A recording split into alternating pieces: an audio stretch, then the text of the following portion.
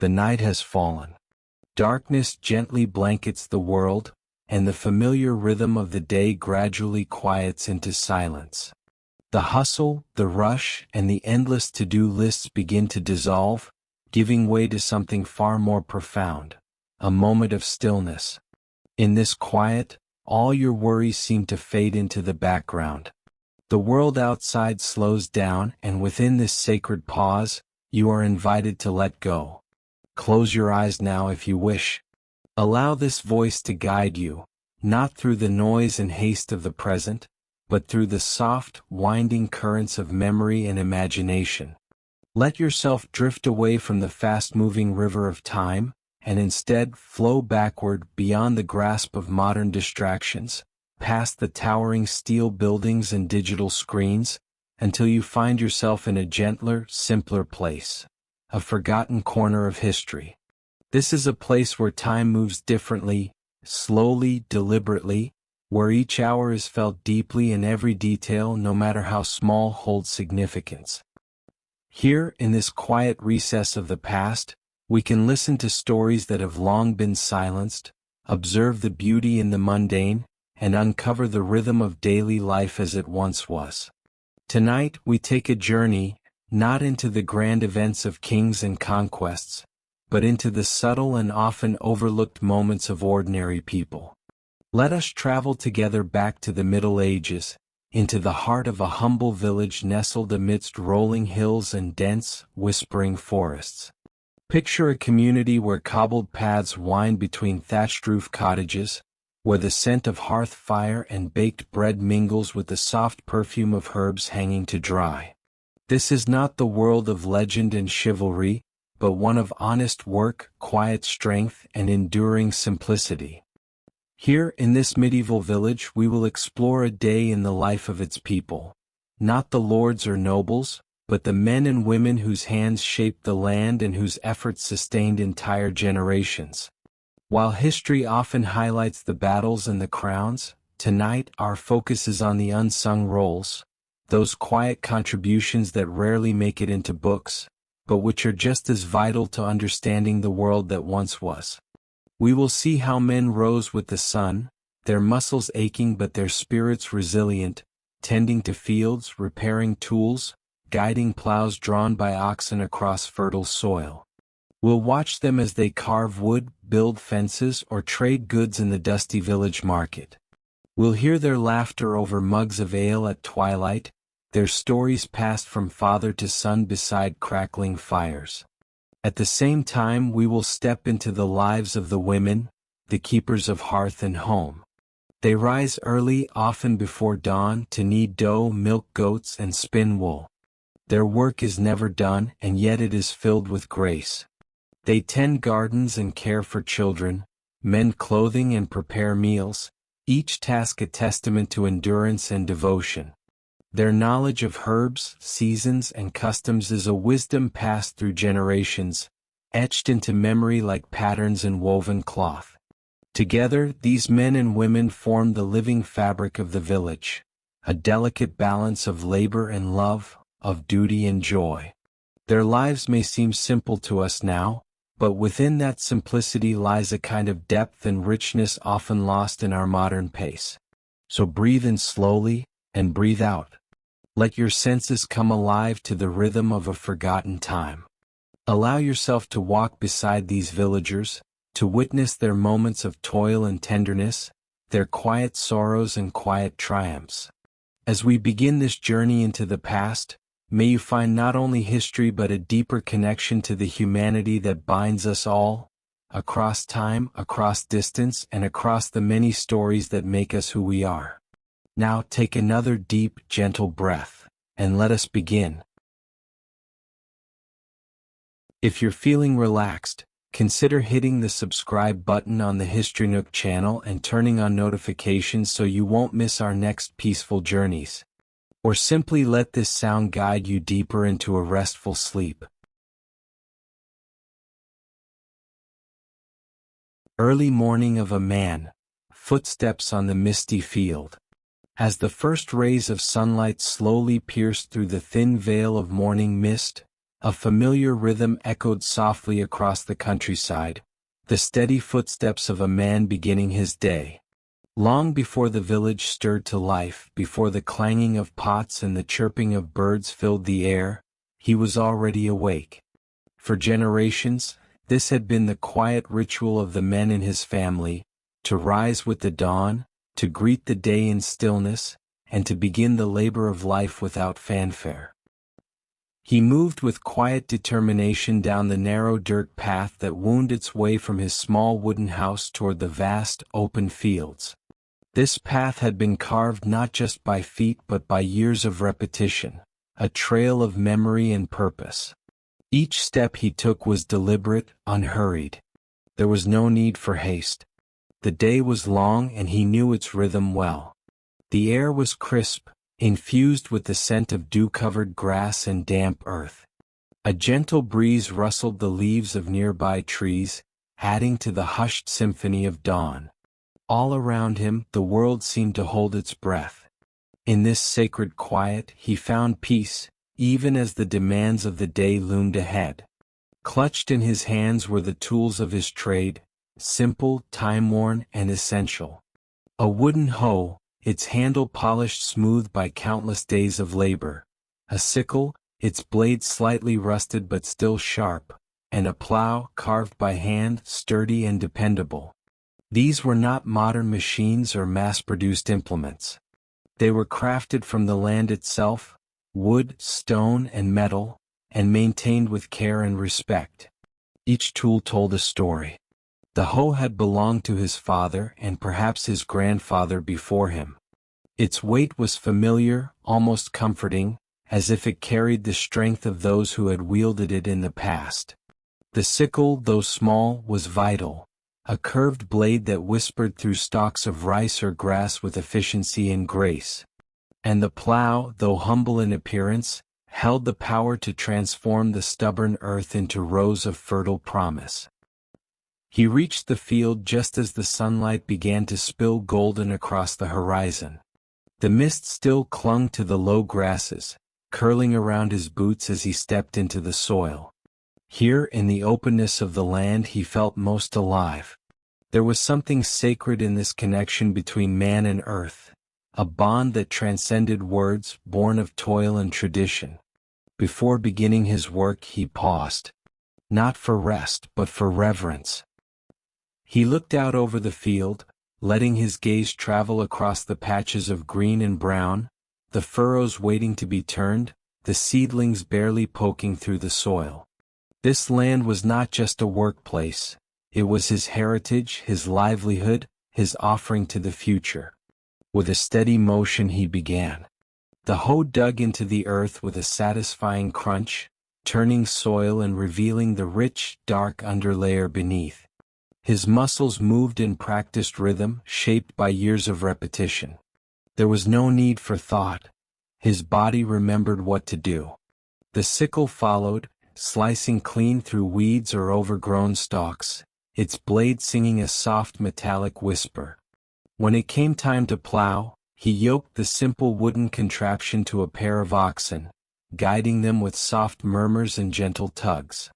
Hours would pass like this, one after another, each moment a blend of motion and stillness. There were no distractions, no phones, no radios, no ticking clocks. Only the heartbeat of the earth and the rhythm of labor. From time to time he would pause to wipe the sweat from his brow or take a sip of water from a gourd. But he never lost focus.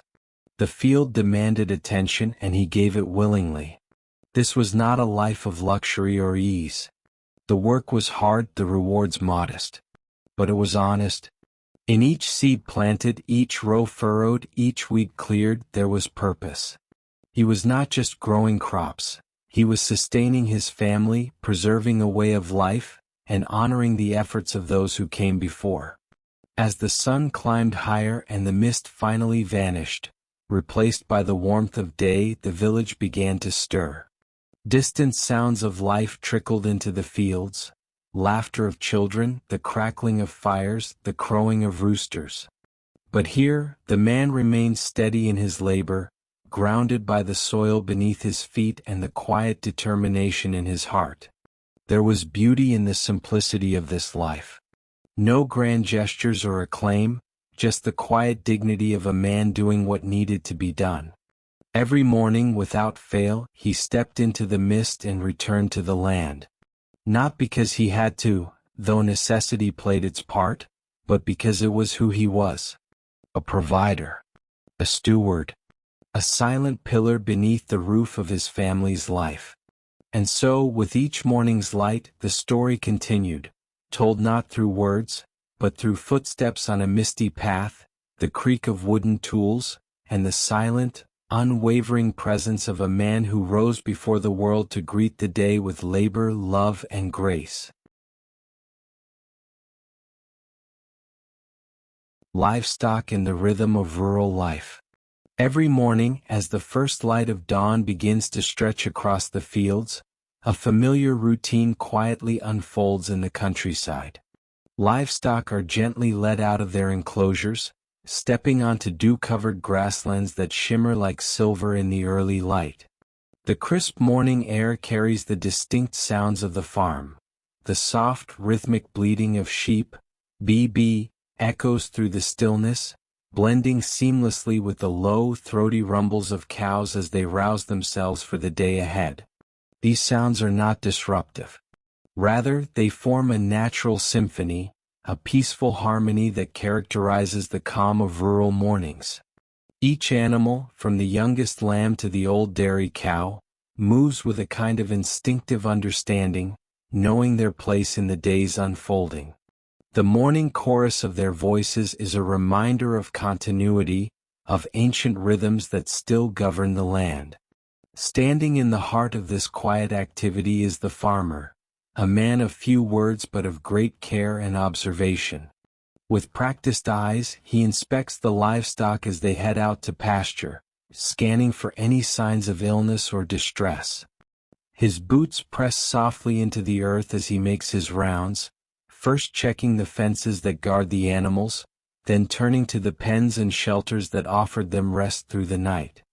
He runs his hands along the wooden posts, feeling for weakness or damage, ensuring the enclosures remain secure. Buckets of feed are cleaned out and replenished, water troughs are scrubbed, and tools are hung back in place, ready for another day of labor. These tasks are not done in haste. There is time here, a slower pace that allows for mindfulness in each action. For him, this routine is not tedious but grounding. It connects him to the land and to the generations before him who performed the same gestures with the same sense of duty.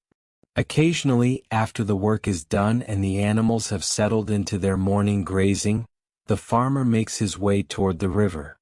It is not a hurried journey. He walks slowly, purposefully, the way someone moves through a landscape they know intimately. As he approaches the bank, he pauses to take in the sight of the gentle current flowing steadily by. The water is clear, its surface rippling softly in the breeze, reflecting the sky like a moving mirror. He watches in silence, lost in thought. The river, ever flowing, represents a kind of constancy amidst change. Though the seasons turn and the days differ in small ways, the river remains, offering its calming presence as it has for countless years. The farmer sees it not just as a source of water but as a part of the land's soul, an old friend that shares in the quiet work of sustaining life. This life, with its patterns and repetitions, might seem monotonous to outsiders. The same tasks are performed each day, leading animals to the fields, checking fences, repairing shelters, walking to the river, and repeating it all again the next morning. Yet within this repetition lies a quiet beauty, a sense of order and purpose that is rare in the chaos of modern life. These are not just chores, they are rituals that root the farmer in time and place. Such traditions have been passed down through countless generations. Fathers teaching sons, mothers guiding daughters, showing them how to listen to the wind, how to read the signs in the sky, how to understand the moods of animals and the needs of the land. These skills, while humble, are hard-won. They cannot be learned from books or screens but only through patient observation and lived experience. In this small corner of the world, where the day begins not with alarms but with the natural rhythms of the earth, there is a powerful reminder of how human life is deeply intertwined with the lives of animals and the land itself. The bond between the farmer and his livestock is one of mutual respect. The animals trust him to lead and care for them. In return, they provide food, labor, and companionship. As the sun climbs higher, casting longer shadows across the pasture, the scene begins to shift. The animals settle into the familiar task of grazing.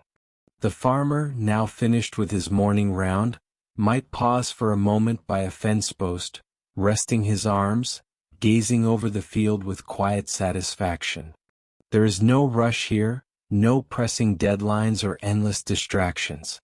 Just the present moment, alive with the soft sounds of nature and the promise of another simple, fulfilling day. Evening will come, just as it always has, with the animals returning to the safety of their shelters, the sun sinking behind distant hills, and the world growing quiet once more. The cycle will begin again with the next dawn as it has for centuries, unchanged and unhurried. In this way rural life continues, a tapestry of repeated actions, each one meaningful, each one tied to the land and its creatures. The farmer is not just working. He is participating in a legacy that spans generations. Through every footstep on the morning grass, every glance at a grazing sheep, every moment spent watching the river, he honors the timeless rhythm of life on the land. Before setting foot in the fields, they go through a careful, almost ritualistic process of preparation. Every morning begins not with haste, but with deliberation. The tools, simple in appearance but essential to the day's labor, are examined with focused eyes and practiced hands. The sickle, curved and sharp, is inspected meticulously. Its blade, dulled from the previous day's toil, is held up to the light. Slowly, deliberately, they begin to sharpen it, the rasping sound of metal against stone echoing in the quiet of early dawn. Sparks may flicker as steel meets stone, but there is no rush, no urgency. Only patience and the silent understanding that a well-sharpened tool can mean the difference between ease and hardship. Next, they turn their attention to the hoe. The handle, made of sturdy wood, has served through many seasons. Still, they test its strength with a few firm tugs and, if needed, retighten the bindings that hold the head to the shaft. A loose tool in the field could break under strain or cause injury. These precautions may seem small, but they are not trivial. Each act, whether it's tightening a bolt, replacing a splintered handle, or brushing dirt from a well-worn grip, shows a deep respect for the work that lies ahead and for the land that provides both challenge and sustenance. These simple yet deliberate gestures speak volumes. They reveal a kind of quiet discipline and attentiveness that is easy to overlook. In every movement, there is a rhythm that speaks of experience and habit built over countless mornings. Nothing is hurried, yet nothing is wasted. Behind each action lies a deep-rooted understanding of the harmony between man, tool, and earth. When the preparations are complete, there is a pause, not long but significant. Perhaps it's a brief look toward the horizon, or a silent nod exchanged between men who have worked side by side for years. Then, with a steady and purposeful gait, they begin the walk to the fields. Their feet move with confidence over the dirt paths worn smooth by generations. The dew still clings to the grass, and the air is cool with the last traces of night. Birds are just beginning their morning calls, and the world feels fresh, alive, waiting. With each step, they draw closer to the day's labor. The field, now visible in the unfolding light, stretches out before them, vast and quiet. Rows of green shimmer under the first rays of sun. It is here, on this open expanse of land, that they will spend the better part of their day. The earth, though seemingly still, holds endless tasks. Soil to till, seeds to sow, weeds to pull, water to channel. And yet there is no complaint. This is not just work. It is a way of life. The sun, once a faint glow on the horizon, has now broken through, casting a golden hue over everything. The light is no longer tentative. It is firm and clear, illuminating every furrow, every footprint, every ripple in the soil. It is the signal that the day has begun in earnest. The field, bathed in this light, becomes a place of focus and intent. For these men, this is where their true labor begins. There is a bond between them and the land, one forged not through contracts or obligation, but through daily contact, through effort and understanding. They know the weight of the soil when it is too dry, the signs in the leaves when rain is near, the whisper of wind that carries the scent of an approaching change in weather. These are not things taught in books but learned through time, through experience, through being present season after season. And so, under the widening light of the morning sun, they work. The swing of the hoe, the curve of the sickle, the bend of their backs, all flow together in a silent choreography. There is no need for many words. The work itself is the language they share. Sweat begins to form, but it is not burdensome. It is simply part of the exchange, their effort for the earth's yield. Each day may bring its own challenges.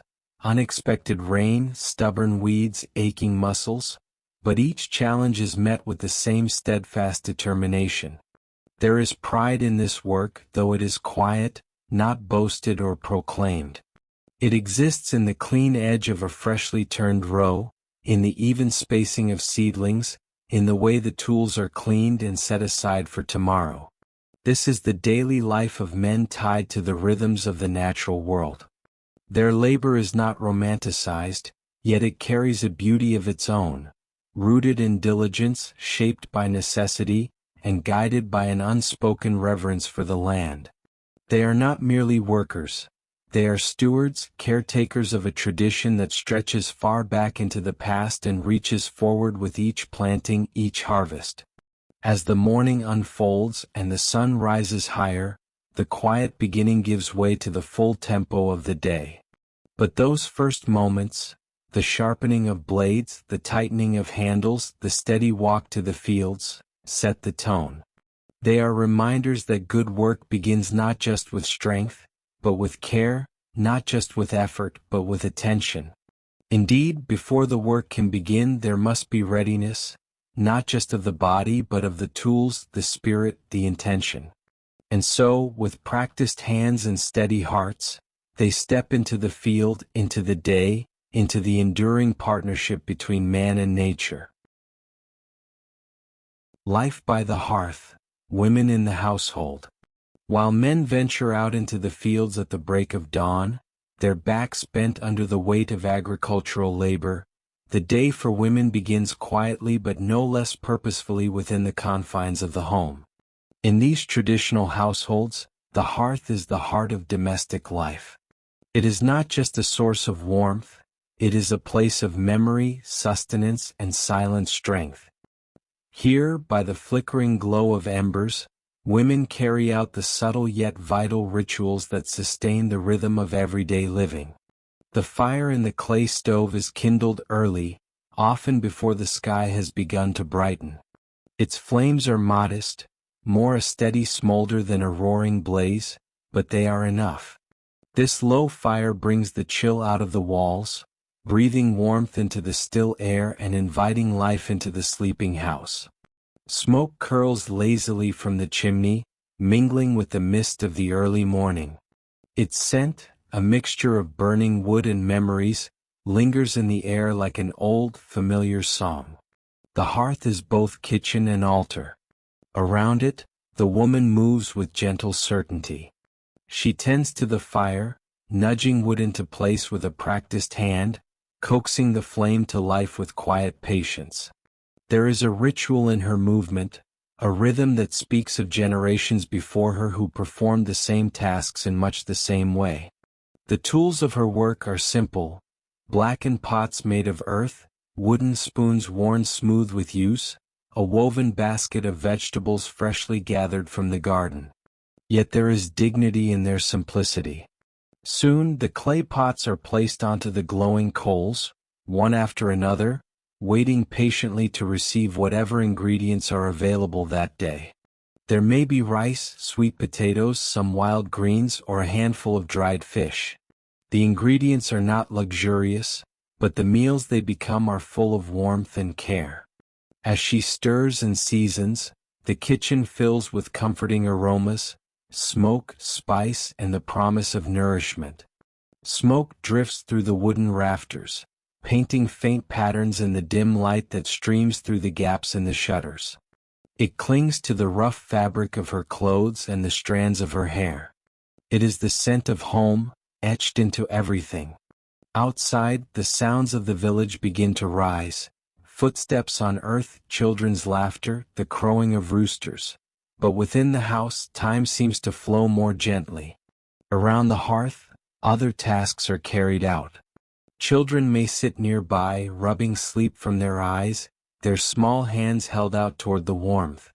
She brushes their hair with her fingers, murmuring softly to them, feeding them spoonfuls of porridge made from what little the land provides.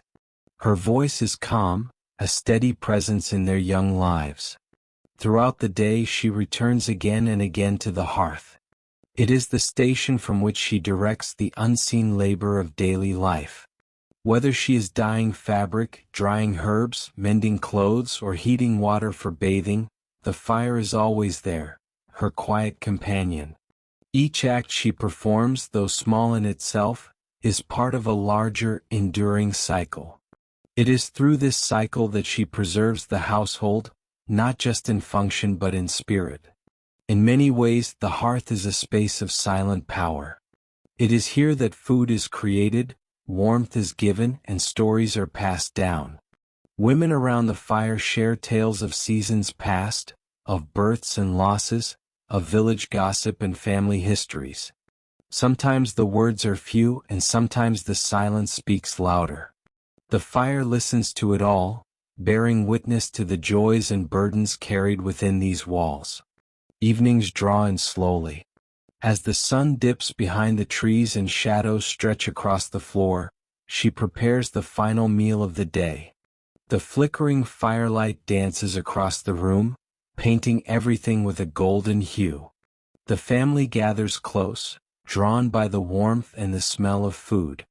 It is in these moments, sharing a bowl of hot soup, laughing softly, leaning against one another, that the true wealth of the household reveals itself. It is not found in gold or land but in the quiet intimacy of shared space and effort. When the dishes are cleared and the children tucked into bed, she sits by the embers for a while longer. Her hands, though tired, remain busy, darning a sock, folding worn clothes, perhaps simply resting in her lap. The fire has burned low, a soft orange glow now, but it is still alive. Like her, it endures with quiet persistence. In modern eyes, such a life may seem modest or even invisible. But within these walls, beside this hearth, exists a world shaped by patience, care, and resilience. The woman by the stove is not merely a caretaker, she is the keeper of warmth, the guardian of daily life, the silent architect of continuity. The hearth is not just where she cooks. It is where she lives, where she anchors her family, where love is made tangible in the everyday acts of devotion. And as the fire dims and the house settles into sleep, the last curls of smoke whisper through the roof, carrying with them the scent of a life quietly, steadfastly lived. Beside the warm glow of the fire, a quiet world of patience and devotion unfolds. In this humble space, where the flickering flames cast dancing shadows on the earthen walls, time seems to slow down, allowing ancient rhythms and timeless practices to continue undisturbed. It is here, in the gentle hum of domestic life, that age-old handicrafts are carried out with unwavering care and dedication. The rhythmic clatter of the loom begins to echo through the room, not loud or disruptive, but steady and soothing, like the beat of a heart that has known this work for generations. The sound of the shuttle moving back and forth, the threads tightening with each pass, speaks to a skill refined over years, perhaps passed from grandmother to mother to daughter. Each movement is deliberate, purposeful, and filled with quiet pride. The loom itself, though simple in design, becomes an instrument of creation, bringing to life what once was only strands of cotton or hemp. Thread by thread, the weaver's hands dance with a practiced grace. Her fingers, roughened by time yet capable of remarkable gentleness, guide each strand into its rightful place. With a focus that borders on meditative, she weaves the threads together, aligning warp and weft in perfect harmony. The patterns that emerge are not always ornate. Often they are modest, humble in their simplicity, but they carry meaning, memory, and utility. These are the raw, homespun fabrics destined to become everyday items: shirts and trousers, blankets and sheets. There is beauty in their function, in the way they serve the needs of the family while carrying the essence of the maker's touch. Sometimes the room is quiet except for the sound of the loom, but at other times soft conversations fill the air, stories shared between generations, whispers of joy and sorrow, laughter echoing faintly in the corners. All the while the work continues, unbroken and calm. The fire provides warmth, but it is this labor of love that gives the home its spirit. When the weaving is done for the day, or when the light grows too dim to see the fine threads clearly, attention turns to another equally meticulous task. The act of sewing, whether creating new garments or mending old ones, carries with it a sense of renewal and preservation. With needle and thread in hand, the seamstress sits quietly, her posture relaxed yet attentive. Each stitch is a mark of care, each pass of the needle a gesture of intention. She examines the worn fabric with a discerning eye, identifying places that need reinforcement, seams that have frayed, edges that have begun to unravel. There is a silent satisfaction in the art of repair. To take what has been worn by time and use, and to give it another life, is a humble but meaningful accomplishment. It is an act rooted not only in economy but in love and respect, for the object itself and for the people who wear it. A father's work shirt, patched and stitched with familiar hands. A child's favorite blanket, lovingly repaired so it can continue to bring comfort. In these quiet gestures, a deep connection is sustained between maker and user, past and present. Occasionally, as the needle glides in and out of the fabric, stories are shared. Tales of the day's work, recollections of ancestors who once sat in the same spot doing the same things, dreams for the future whispered as if in prayer. These moments are not grand or dramatic, but they hold a kind of quiet sacredness. They are the glue that binds a household together, not through great acts but through the steady presence of care, consistency, and love. All around the hearth, life flows gently. The scent of burning wood lingers in the air, mingling with the texture of fabric and the faint aroma of the meals that simmer nearby. Children may sit close, watching curiously, their eyes following the thread as it loops and dives. Sometimes they are invited to help, to hold a spool, to guide a line of thread, and in doing so they begin to learn not just a skill but a way of life. A life in which nothing is wasted, where time is honored, and where the hands do not rush but understand the value of patience. This domestic world is far from idle. Though it may appear slow to the untrained eye, it pulses with purpose and meaning. It is in these repetitive motions, these age-old tasks, that identity is preserved and expressed. These acts of creation and restoration are not just chores, they are a form of storytelling, a way to communicate across time and space. In the quiet companionship of the fire's warmth, the loom's rhythm, and the needle's whisper, something timeless unfolds. It is a testament to endurance, to resilience, and to the beauty found in ordinary work. The woven fabric, the repaired clothes, they are not merely objects. They are the products of quiet diligence, tokens of care, and symbols of a deeper, more rooted existence. They remind us that in a world often consumed by speed and novelty, there is still immense value in what is slow, steady, and handmade. The woman also takes care of the children. Her presence is gentle and reassuring, a quiet force that holds the rhythm of family life together. Each day begins with her attentive gaze and soft voice, as she soothes the children with lullabies that seem to wrap around them like a warm blanket. Her lullabies are not just songs, they are expressions of love, of connection, of a history passed down through generations. With each gentle hum and every whispered lyric, she creates an atmosphere of comfort and trust. The children, even the most restless, are calmed by the sound of her voice, instinctively responding to the serenity she brings into the space around them.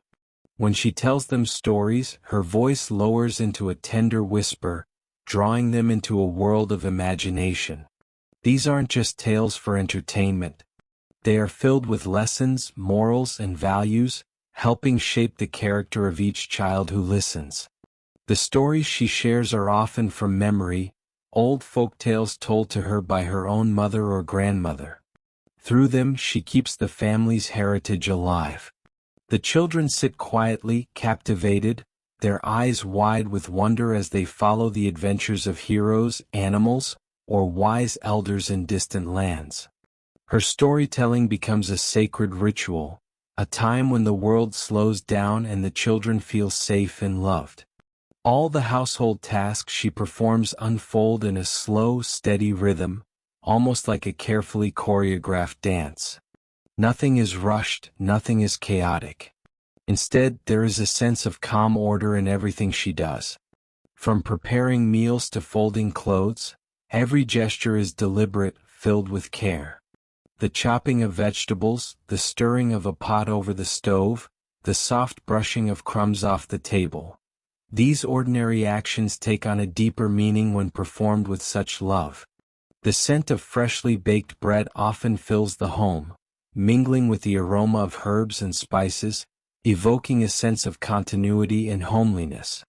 The woman's work, though often unnoticed or uncelebrated, is the quiet engine that keeps the home running smoothly. These are not grand or dramatic moments. Rather, they are the small, repetitive tasks that define domestic life.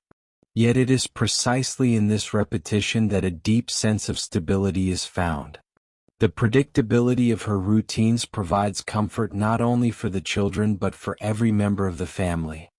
They know that meals will be served, clothes will be clean, stories will be told, and lullabies will soothe them to sleep. This consistency is what gives their days a dependable rhythm, something they can always rely on even when the outside world feels uncertain. This cycle of care, the gentle words, the meals prepared, the clean linens, the warm embrace, forms the foundation of the home. Her actions are like threads that weave through each day, tying together the lives of those she loves with strength and tenderness. In the quiet hours of the afternoon or the hushed moments just before dawn, her presence is felt most strongly, not in grand declarations or loud activity, but in the soft murmur of her humming, the rustle of her apron, the creak of the rocking chair as she comforts a drowsy child. Central to all of this is the hearth, the fireplace, which serves not only as a literal source of warmth but as a symbol of the heart of the home. It is around this hearth that the family gathers in the evenings, drawn together by the heat and the soft flickering light. The woman tends to the fire with practiced hands, feeding it just enough to keep the flames alive. The glow illuminates her face, casting gentle shadows as she works, and creates an atmosphere of peace that settles over the household. In the colder months, the warmth of the fire becomes even more essential, and it is her diligence in keeping it burning that protects the family from the chill outside. Life beside the hearth is, for her, not just a task. It is a sacred duty, a nurturing act that sustains the very soul of the household. It is the space where laughter echoes, where stories unfold, and where the silence between words is filled with meaning. The hearth becomes a place of refuge, of reunion, and of memory. Over time, it collects the moments of countless days, a toddler's first steps, a sibling's quarrel and reconciliation, a parent's quiet reflection. The woman's role in these moments is not always visible, but it is deeply felt. She is the keeper of this sacred space, the guardian of routine and warmth. Her constancy offers reassurance that no matter how much changes outside, something within the home will remain steady and true. She does not seek recognition or reward. Her fulfillment comes from the well-being of those around her. She finds purpose in the slow rhythm of daily life, in the silent ways she shapes her children's values, and in the warmth that radiates from the hearth she so carefully tends. In this way, her life is woven seamlessly into the fabric of the home. She is not only a mother or a caretaker, she is the emotional center of the household.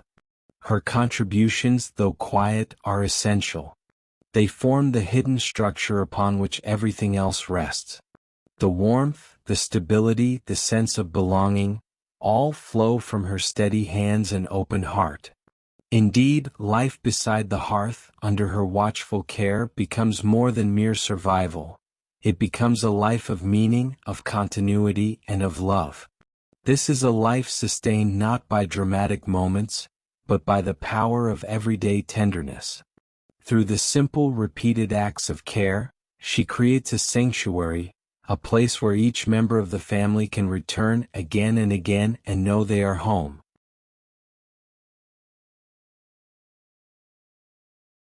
The social role of men, a connection to community. In traditional societies, particularly in rural settings, the role of men has extended far beyond the confines of their immediate families. Their influence, responsibilities, and identities are deeply rooted in their connection with the broader community.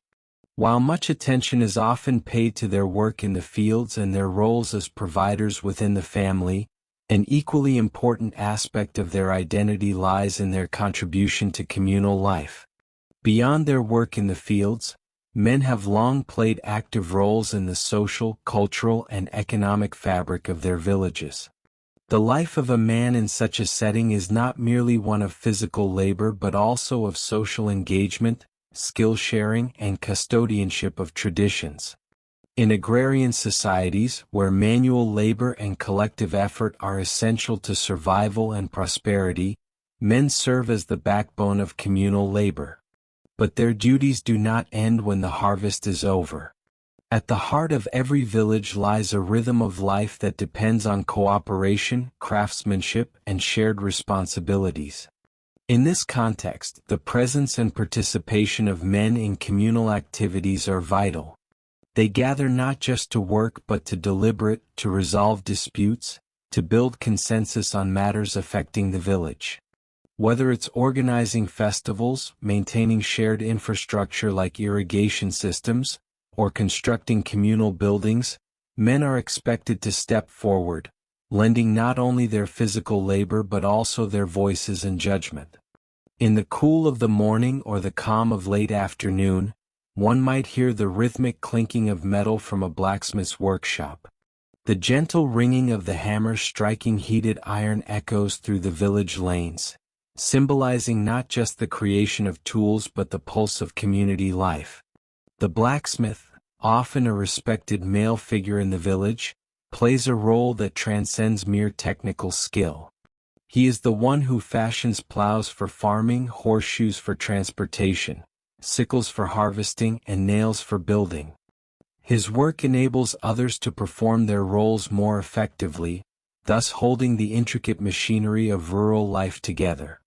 Inside the forge, the air is thick with heat and smoke. The glow of red-hot metal illuminates the blacksmith's determined face as he carefully shapes each tool. This image is emblematic of the silent dedication men have toward their communities. The blacksmith works patiently, knowing that the tools he forges will directly impact the productivity and safety of his fellow villagers. He is not working in isolation but in service of a larger whole. Similarly, in many traditional societies, men are responsible for the upkeep of spiritual and cultural practices. They help organize and participate in rituals, festivals, and ceremonies that not only bring joy but also strengthen social bonds and collective identity. Through these events, knowledge is passed from one generation to the next, and the values of solidarity, honor, and responsibility are reinforced. Elders, often male, serve as community historians and storytellers. Around the evening fires they share tales of the past, of heroic deeds, of community hardships and triumphs, of ancestral wisdom. These stories become the foundation of identity for younger generations, anchoring them in a sense of belonging and purpose. In this way, men are not just physical contributors to the village but moral and cultural stewards as well. In matters of governance and justice, men historically occupied positions of leadership within village councils or community assemblies. These roles demanded not just authority but fairness, foresight, and a deep commitment to the well-being of all.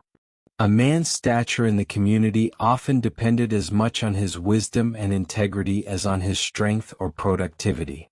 Such responsibilities cultivated a sense of accountability and pride in contributing to a just and orderly society. Even the act of mentoring younger men is a critical social function. Through shared work and interaction, skills are taught, values are instilled, and identities are shaped. An older man guiding a young apprentice in blacksmithing or carpentry is passing on more than just a trade. He is transmitting a worldview, a work ethic, and a sense of purpose. In modern times, while the nature of community involvement may have changed, the underlying principles remain relevant. Today, men may find themselves involved in neighborhood associations, volunteering, civic activism, or mentorship programs. The settings may differ: factories, offices, or urban community centers, but the need for connection, contribution, and community has not disappeared. In fact, as societies become more complex and individualized, the call for meaningful engagement becomes even more pressing. The social role of men, therefore, is deeply intertwined with the health of the communities in which they live. It is a role that calls for both strength and subtlety, independence and cooperation. It asks of men not only to toil but to care, to nurture traditions, to mentor youth, to support neighbors, and to uphold shared values. The sound of the blacksmith's hammer may be symbolic, but it still echoes a truth that transcends time, that men in their quiet work and public acts alike forge the links that bind communities together. Thus, when we consider the role of men in society, we must look beyond simple economic or familial functions. We must see them as carriers of culture, builders of institutions, and weavers of social fabric. Their connection with the community is not incidental. It is foundational. Sometimes they gather at a communal house nestled quietly in the heart of the village, a modest structure that has stood the test of time, weathered by countless seasons yet warm with familiarity. It is here that they convene, not for grand ceremonies or heated debates, but for humble, unhurried discussions about the smaller matters of daily life. These are not formal meetings with rigid agendas or loud proclamations, but rather gentle conversations flowing with the natural rhythm of the people who take part in them. The voices are calm, steady, and respectful, often punctuated by thoughtful silences. One speaks, another nods, and a third might lean in with a quiet suggestion. There is no rush, no sense of urgency. Everything unfolds in its own time, just as the rice in the fields grows not by force, but by care and patience. In this space, built not only of wood and stone but of memory and tradition, a sense of shared purpose permeates the air. Everyone brings something intangible yet invaluable: wisdom born from experience, lessons passed down through generations, and a willingness to help without asking for anything in return. It is not unusual for an elder to recount how things were done decades ago, drawing parallels to today's problems, while a younger villager listens attentively, not out of obligation but out of genuine respect. The flow of knowledge is not linear. It moves in all directions, bridging the past with the present. Problems are dissected gently. Perhaps a broken fence needs fixing, or a neighbor is struggling with a harvest. Together, they think through the solutions not as individuals with separate interests, but as a collective entity bound by a common life. These gatherings, though seemingly simple, serve as the glue that holds the social fabric of the village intact. In a world that often favors speed and individuality, this slow, communal approach may appear outdated. But here it thrives. The very act of gathering, of showing up and listening, of contributing even in silence, reinforces a sense of belonging that no digital network could ever replicate. There is comfort in the predictability of it all. The same faces, the same gestures, the same creaky chairs and uneven floorboards, and yet each meeting brings something new. A solution found, a conflict eased, a bond deepened. Outside this humble building, the village moves with a similarly quiet grace. Along the narrow, well-worn paths of earth, the men walk slowly, their steps steady and deliberate. There is no frantic hustle, no blaring of horns or flashing lights. Just the soft crunch of footsteps on dirt, the gentle creak of a wooden yoke, or the rhythmic swish of a scythe carried casually over a shoulder.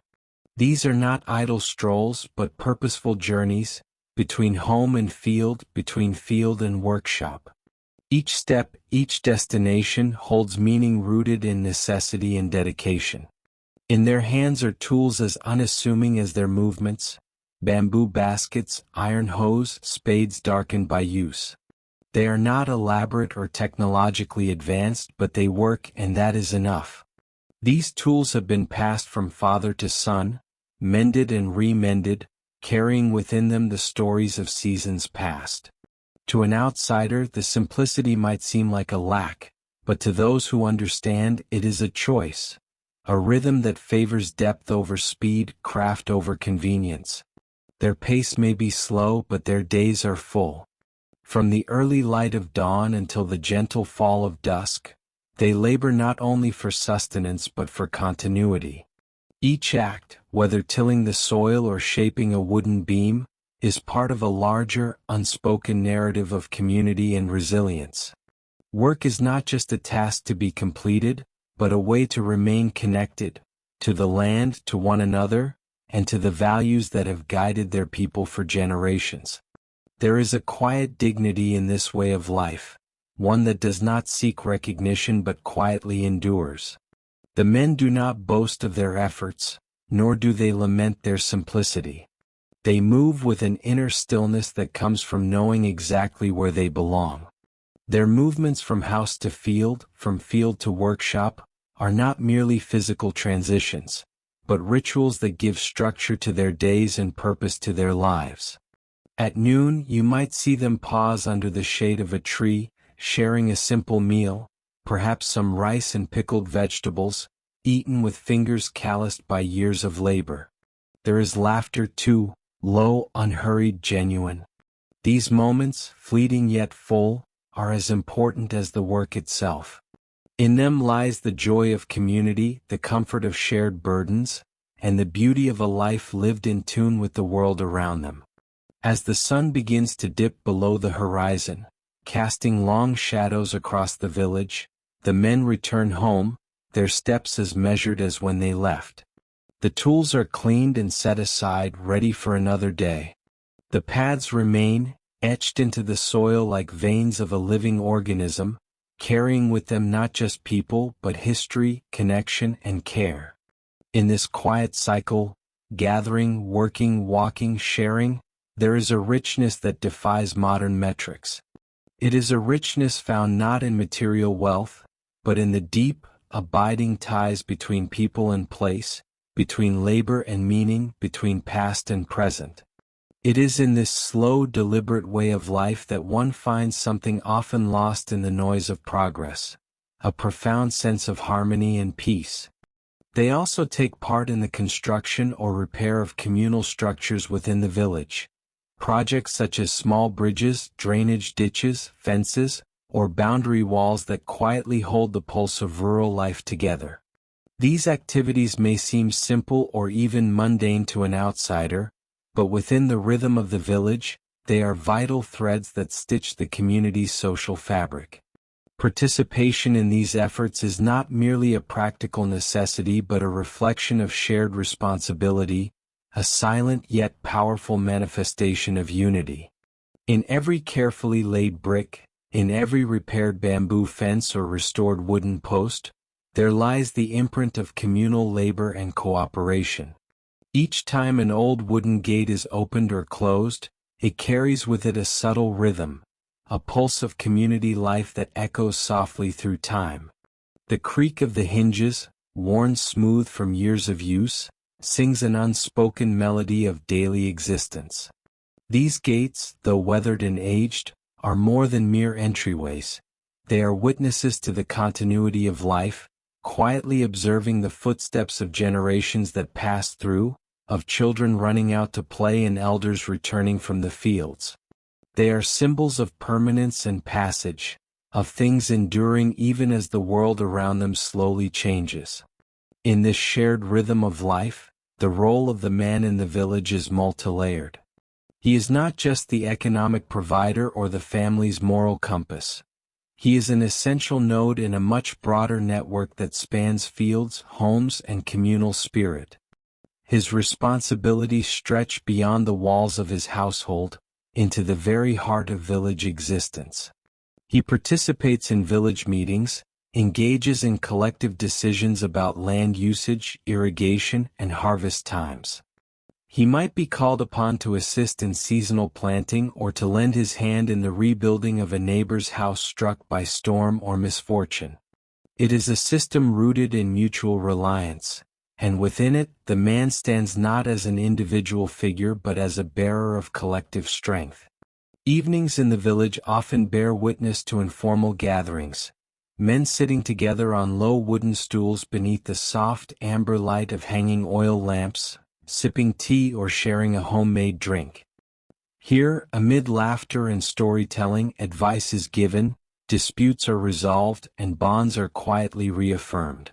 These are moments where the collective memory of the village is nurtured, where traditions are passed from older to younger, not always through formal teaching, but through living dialogue and companionship.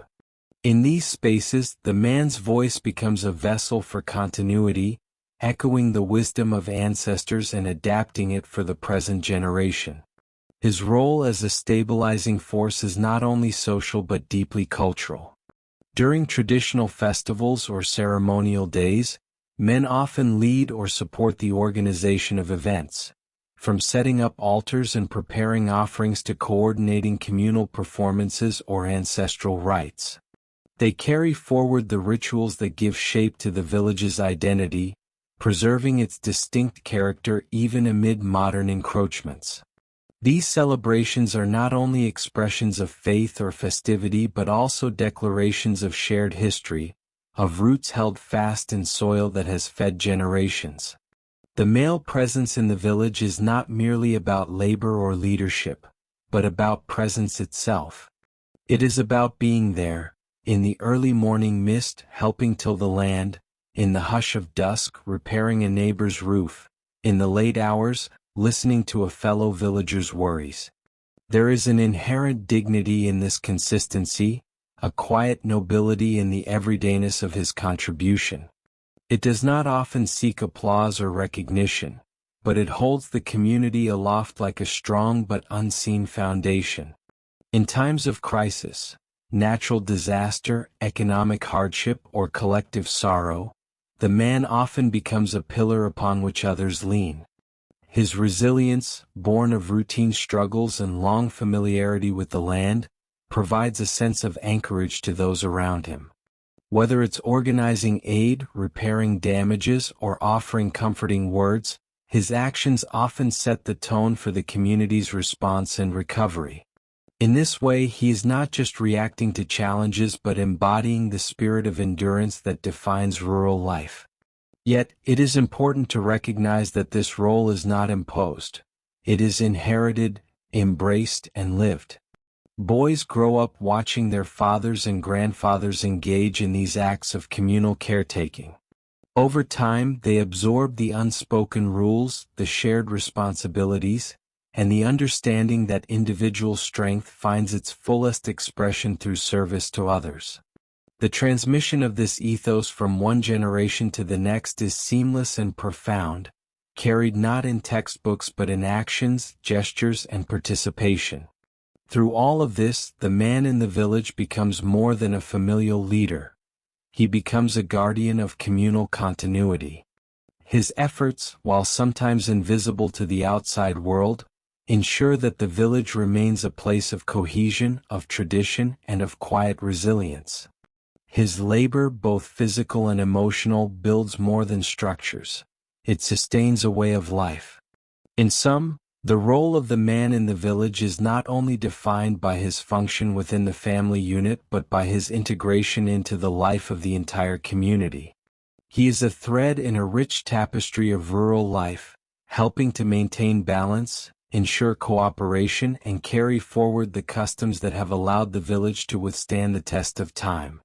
His contribution, humble yet essential, forms the backbone of a living, breathing collective, one that continues to thrive not through individual ambition, but through shared purpose and unwavering connection. The social role of women, care and connection. Throughout history and across cultures, women have always played a vital role not only within their families but also in the broader social fabric of their communities. Their contributions, though often subtle and sometimes overlooked, form the bedrock of social cohesion and everyday resilience. Women are not only caregivers in the private sphere but also powerful connectors in the public one. Their social functions extend far beyond the walls of their homes, deeply embedded in the rhythms of daily life. One of the most profound expressions of this role can be seen in the ways women care for others and nurture the delicate threads of human connection that bind communities together. At home, women traditionally bear the responsibility of maintaining the well-being of their families. They take care of children, the elderly, and the sick with a kind of intuitive attention that goes beyond mere duty. This caregiving role includes preparing meals, managing the household, and ensuring that every member of the family feels emotionally and physically supported. These acts of care, though often invisible and unpaid, are the invisible glue holding households together. But the impact of their labor is not confined to the domestic sphere, it resonates outward, shaping the values and emotional intelligence of future generations. Beyond household responsibilities, women also serve as crucial links in the social networks of their communities. They are central figures in maintaining social harmony, cultural continuity, and shared identity. One poignant illustration of this social role is their routine visit to the village well. The image is simple. A woman approaches the communal well with her clay jar or metal pail, drawing water with measured, practiced movements. Each scoop of water is cool, clean, and vital, sustaining not only the body but also the life of the village itself. But the well is more than a source of water, it is a hub of social interaction. At the well, women meet regularly, not as scheduled participants in formal gatherings but as part of a natural, flowing routine. The well becomes a sacred, quiet social space, a place for informal conversation, for exchanging news, and for reinforcing community bonds. There are no loud debates or dramatic displays.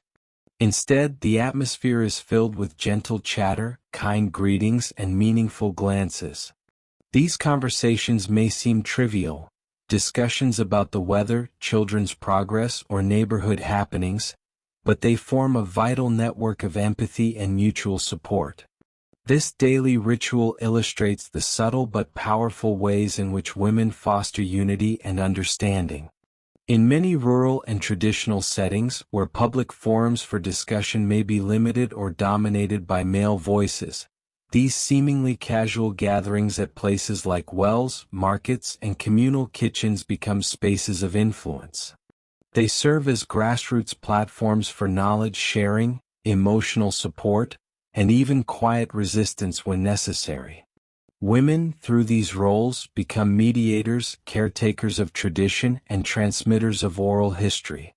Furthermore, women are often the first responders in times of need, be it a neighbor falling ill, a child going missing, or a sudden loss in the community. Their ability to mobilize, organize, and act swiftly is driven by the deep relational networks they sustain every day through small acts of kindness and connection. In such moments, the community turns to these women not only for help but also for guidance and comfort. The social role of women also involves the preservation and transmission of culture. Through lullabies, folk tales, cooking practices, and religious rituals, women carry the intangible heritage of their communities. These are not merely tasks, they are acts of cultural conservation. By teaching younger generations the meanings behind certain traditions and rituals, they ensure that the community retains its sense of identity and belonging. It is often around kitchen fires, in garden rows, or by the river that these lessons are shared. Importantly, in modern times, this traditional role of connection and care continues, albeit in different forms.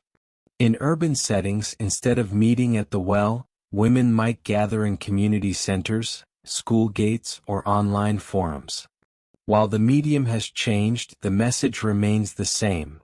Women continue to be the essential thread weaving individual lives into a meaningful collective.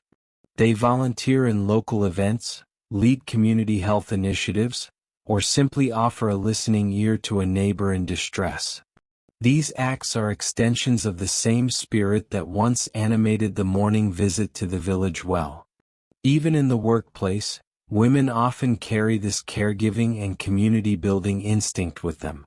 They become the ones who remember birthdays, offer encouragement, and maintain morale. Though the professional world may reward productivity and competition, many workplaces thrive because of the emotional intelligence and empathy brought by women. They lead not just with strategy but with compassion, creating environments where others feel seen, heard, and valued. In conclusion, the role of women in society goes far beyond the simplistic labels of homemaker or caregiver. Their contributions are multifaceted, deeply embedded in both visible and invisible structures of society. Through their acts of care and their ability to foster connection, women become the architects of community life. The image of women at the village well, drawing water and exchanging quiet conversation, captures the essence of this role. It is a symbol of how daily tasks can carry profound social meaning. By caring and connecting, women sustain not only their families but also the soul of their communities. They tend to their small gardens nestled around their homes with quiet dedication and daily devotion. Every morning, as the sun begins to rise and cast its warm light over the rooftops, they step outside with simple tools in hand, old hose, woven baskets, watering cans, and begin their careful work. The soil, dark and rich from years of composting and care, yields to their touch as they gently loosen the earth, removing weeds and checking the roots of the vegetables. There is an unspoken understanding between them and the land they cultivate. It is a relationship built on patience, effort, and respect. In these gardens grow a variety of vegetables: lush green mustard leaves, sweet tomatoes glowing with ripeness, crisp cucumbers hiding beneath their vines, and clusters of spring onions swaying gently in the breeze. Each plant is tended with attention, not only for sustenance but also out of a deep sense of responsibility. The produce harvested from these modest plots is not merely food, it is the result of countless hours of labor, a source of pride, and a foundation of daily nourishment for the family. Every afternoon they move through the rows of their gardens, carefully choosing the vegetables that have reached their prime. The selection process is deliberate and thoughtful. They feel the firmness of a tomato, check the color of the leaves, and observe the growth of the roots. Only the freshest and healthiest produce makes its way into their woven baskets, to be used in meals that are simple yet rich in flavor and nutrition. As they gather their harvest, the air is filled with the mingling scents of fresh herbs, damp soil, and the occasional whiff of smoke drifting from a neighbor's kitchen. Sometimes, beyond the daily tending of vegetables, they venture into the nearby hills or forests to gather wild herbs and medicinal plants. These excursions are quiet, almost sacred activities passed down through generations. They know the land intimately, the specific moss-covered rock where the best mint grows, the shaded glade where lemon balm thrives, the dry ridge where one might find wild ginger. When they find the plants they need, they harvest them carefully, never taking too much, always leaving enough for nature to replenish itself. There is a wisdom in this balance, a respect for the natural world that underscores their every action. Once home, they wash the herbs and spread them out on woven trays to dry in the sun. The leaves rustle softly in the afternoon breeze, and the aroma fills the air, earthy, sharp, healing. Some herbs are used fresh, pounded in a stone mortar with a wooden pestle, the rhythmic tapping echoing through the courtyard. The resulting paste or infusion is used to treat minor ailments, fevers, headaches, digestive issues, or to strengthen the immune system.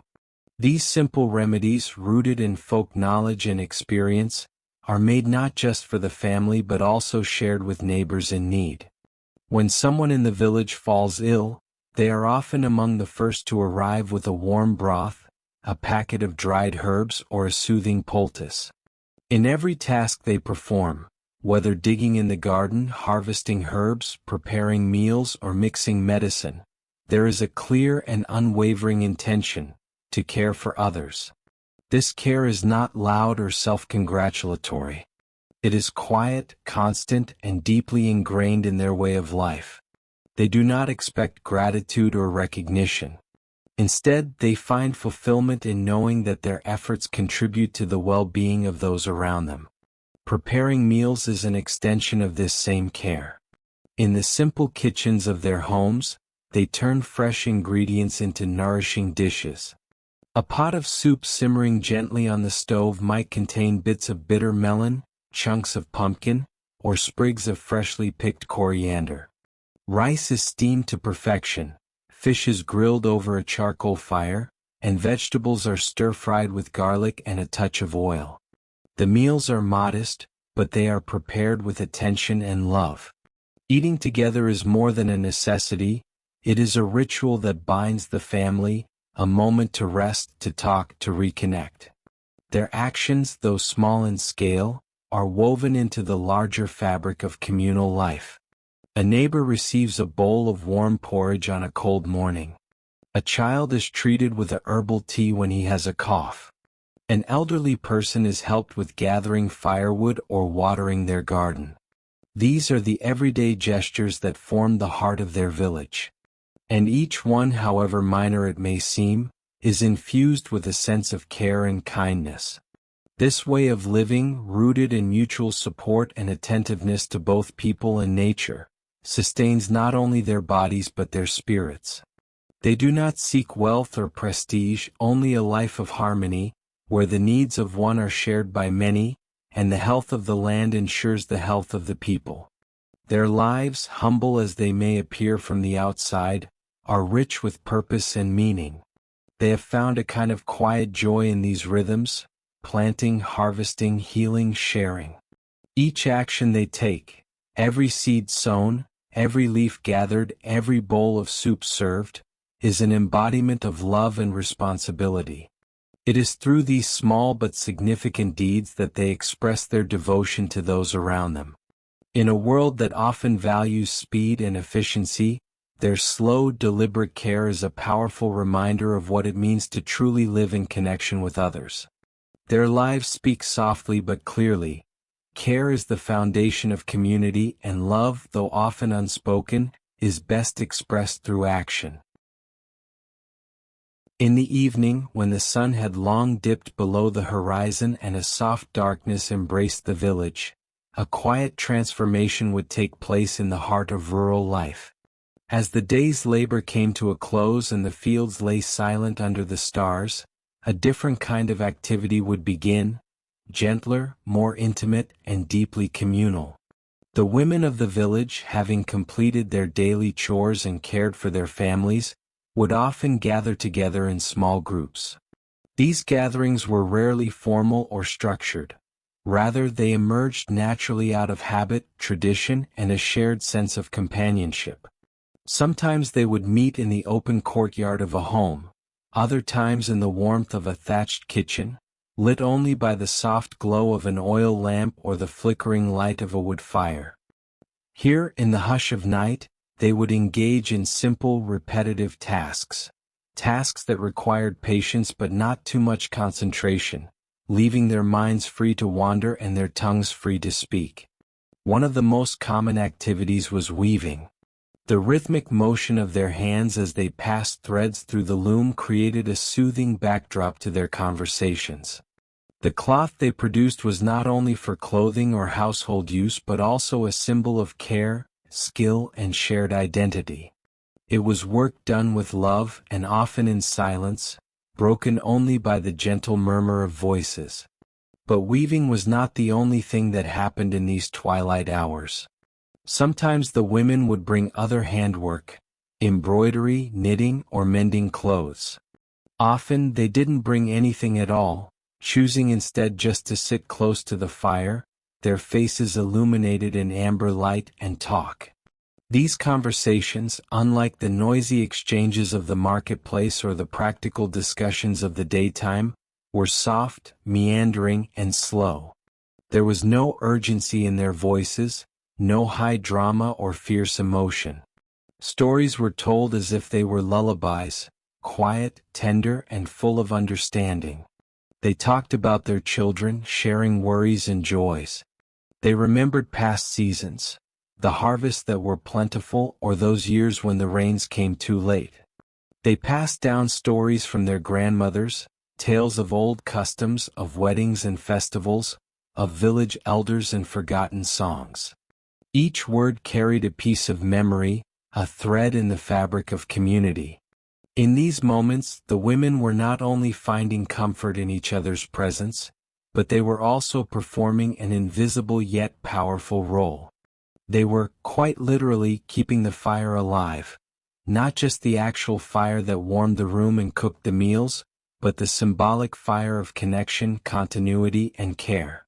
This role, though often overlooked, was essential to the survival of the village way of life. The woman, in many traditional societies, is described as the keeper of the hearth. But her role extends far beyond the domestic. She is the stabilizer, the emotional anchor, the one who fosters unity in both her household and her community. Through her quiet presence and gentle influence, she nurtures relationships, smooths over tensions, and preserves the values that hold people together. These evening gatherings were not only for companionship, they were moments of transmission, of culture, of language, of wisdom. Young girls who joined their mothers or grandmothers during these hours learned by observing and listening. Without formal instruction, they absorbed the rhythms of conversation, the subtle codes of conduct, and the importance of mutual care. They learned what it meant to be part of something larger than themselves, a family, a village, a lineage. Even the silence held meaning. When the words stopped, and only the sound of the fire crackling or the creaking of a loom filled the air, it was a shared silence, full of trust and calm. No one rushed to fill it, for they understood that presence, more than speech, was sometimes the greatest comfort of all.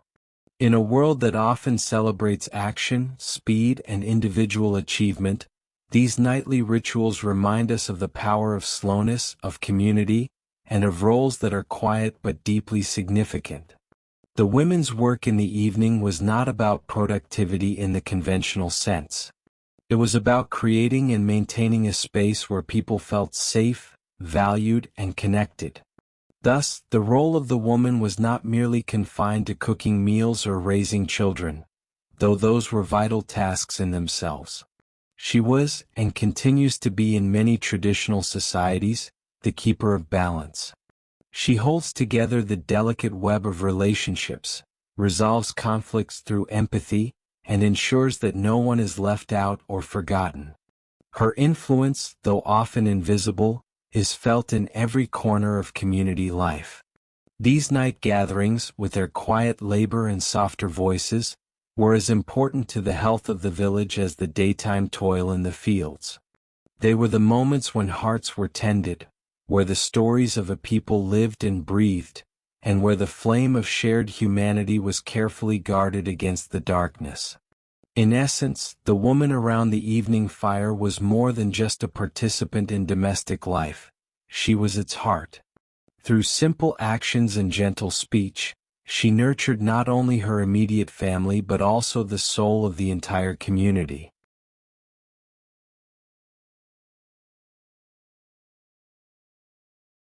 Families' shared activities, the silent coordination.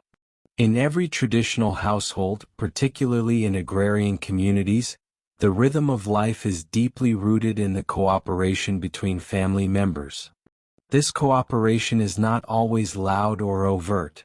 Instead, it often takes the form of quiet, seamless coordination, a kind of unspoken understanding that binds the family together and ensures the continuity of daily life. This subtle collaboration is what can be described as the silent coordination in family activities, where each individual, regardless of their role, contributes to the shared responsibilities of both the household and the community. Despite having distinct roles based on age, gender, or generational hierarchy, men and women, young and old, frequently participate together in a variety of communal and family-oriented tasks. These shared moments form the backbone of a family's functional and emotional unity. They are not just about accomplishing chores. They are about spending time together, building bonds, and transmitting cultural values and traditions from one generation to the next. One of the most vivid and representative examples of this silent coordination can be seen during the harvest season. In many traditional rural families, the harvest is not merely an agricultural duty but a time-honored ritual, almost a celebration, that marks the culmination of months of hard work, patience, and anticipation. During this time, the entire family, from grandparents to grandchildren, works side by side in the fields or gardens. Their tasks are diverse, yet interconnected, picking fruits and vegetables, sorting and cleaning the produce, carrying baskets and preparing food for the laborers. These efforts are rarely assigned with formal instructions. Rather, everyone knows their place, their task, and the rhythm at which things must proceed. As the early morning sun casts its golden light over the garden, family members begin their day of harvesting. There are no shouts, no strict commands, and no visible supervision. The atmosphere is filled with a calm diligence. Conversations, if they occur, are hushed and purposeful. The only consistent sounds are those of nature and work. The rustle of leaves, the soft thud of ripe vegetables being gently placed into baskets, the swish of a sickle through stalks of grain, and the rhythmic footsteps on the earthy paths. The serenity of these moments highlights the unspoken cooperation among family members, a beautiful and efficient system honed by years of mutual understanding. This kind of collaboration may seem simple, even mundane to an outsider, but it reflects a deep-rooted cultural and emotional bond within the family. It is a testament to the value of unity, the sense of duty to one another, and the shared pride in their work and legacy. While each family member may have their primary roles, perhaps the father focuses on heavy lifting and field maintenance, the mother on quality selection and cooking, and the children on collection and transport. The lines between duties blur during communal tasks. Everyone pitches in, adjusts, and supports one another based on the immediate need. Beyond the garden or field, such family coordination extends into everyday life. Cooking meals, cleaning the house, caring for the elderly, or preparing for festivals and community events. Tasks like making traditional dishes for a celebration, cleaning the ancestral altar, or preparing offerings often involve the entire family. Here too, coordination is silent but effective. A mother might knead dough while instructing her daughter with a mere glance. A father might stir the soup while the son instinctively adds firewood to the stove. These moments, seemingly small, form the intricate web of daily life that defines family togetherness. Even in community events, families act as cohesive units. Whether it is helping to set up a village festival, attending a neighbor's wedding, or assisting in communal repairs, the sense of shared responsibility persists. Again, no explicit commands are needed. Each member knows their part, stepping into roles passed down through generations, often without a word. This model of quiet collaboration also nurtures empathy, patience, and a sense of belonging in younger generations. Children who grow up in such environments often learn to read nonverbal cues, anticipate needs, and develop a strong sense of contribution. They do not wait to be told what to do. Instead, they observe and join in naturally, becoming part of a collective effort that feels more like a shared experience than an obligation. In today's fast-paced world, where digital distractions and individual pursuits often take precedence, this kind of silent familial cooperation may appear antiquated. However, its value remains profound. It offers a powerful reminder of how much can be achieved through mutual respect, attentiveness, and quiet diligence. It stands in contrast to the noisy efficiency often demanded by modern life, showing instead that harmony can arise from stillness, and strength from silence. In essence, while men and women may carry different responsibilities in the family and society, their collaboration is continuous and intertwined. Particularly during times like the harvest season, their efforts converge, not through spoken coordination, but through years of shared experience and understanding. The image of an entire family working quietly together, gathering the last of the season's fruits, placing them gently into baskets, and moving with a calm, collective purpose, is a poignant portrait of familial harmony. This kind of interaction is more than just labor. It is a form of communication, a ritual of care, and a silent affirmation of the values that keep the family together. It demonstrates that true cooperation doesn't always need words. Sometimes the deepest forms of coordination come from simply knowing and being known, from trusting and being trusted. And in that silence, something deeply human and enduring is nurtured. They worked together in quiet harmony, preparing firewood for the long, harsh winter that lay ahead. Each piece of dry wood was carefully chosen, collected from the nearby forest or gathered from fallen branches in the surrounding area. The air carried the scent of pine and earth, the early signs of the coming season pressing gently on their shoulders. Day after day they brought back bundles of wood, their arms tired but their spirits steady. With each passing trip, the pile next to their small humble house grew larger, rising like a silent monument to their effort and foresight. The firewood, once gathered, was not simply thrown into a heap.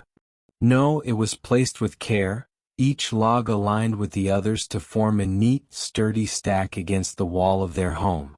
The crackling sound of wood touching wood echoed through the crisp autumn air, a dry, brittle noise that might have seemed cold or lifeless to an outsider, but to them, it was a reassuring rhythm. The sound spoke of preparation, of diligence, of readiness for the season that would soon cover the land in ice and snow. Every morning, before the sun reached its peak, they would head out again, determined to make the most of the remaining days before the first snowfall. They knew that once the snow came, it would be much harder to move through the forest paths, harder to find dry wood that had not already succumbed to frost or rot. There was a quiet urgency in their actions, not born of panic, but of a deep, almost instinctual understanding of nature's cycles. The earth had its seasons and so did their labor. Their hands grew rough and red from carrying the logs and splitting them down to manageable sizes. Sometimes they worked in silence, each lost in their own thoughts, focused on the task. At other times they talked in low voices about the memories of winters past, of how deep the snow had gotten, of how long the cold had lasted, and of the warmth they had found around the fire when the wind howled outside like a wild creature. But firewood was only part of the preparation. Inside the house, another quiet flurry of activity was unfolding. They were also gathering food and supplies, filling jars with dried beans, salted meats, and preserved vegetables. Shelves lined the pantry, slowly being covered with rows of neatly labeled containers, each one a small promise of nourishment when the land would offer nothing but white silence. There were thick blankets being washed and hung to dry, lanterns being cleaned and filled with oil, tools sharpened and tested. All of it happened without fanfare, without announcement. There was no dramatic urgency, no rush or panic, just a steady, dependable rhythm of tasks that had been done year after year, generation after generation. The importance of this preparation was not in its noise or visibility, but in its constancy. It was quiet, yes, but no less vital. In fact, it was precisely because it was quiet and continuous that it was so effective. The strength of their readiness was built not in a day, but in many days, in countless small acts of care and foresight. As the days grew shorter and the temperatures began to drop, their work gradually transitioned from gathering to final organizing. The firewood was now stacked shoulder-high in multiple piles, some under the eaves to protect from the snow, others in a small shed they had repaired in the summer. The pantry was nearly full, the floor swept clean, the windows sealed to keep out the wind. At night, they sat by a small fire, not out of necessity yet, but perhaps to feel what they had built, a wall of warmth and preparedness between them and the approaching cold. There was a solemn beauty in this way of life, one that modern conveniences often blurred or erased. This wasn't just about surviving winter, it was about honoring the season with respect and realism. They did not complain about the cold or dread its coming. They accepted it, acknowledged it as part of life. And in that acceptance was peace.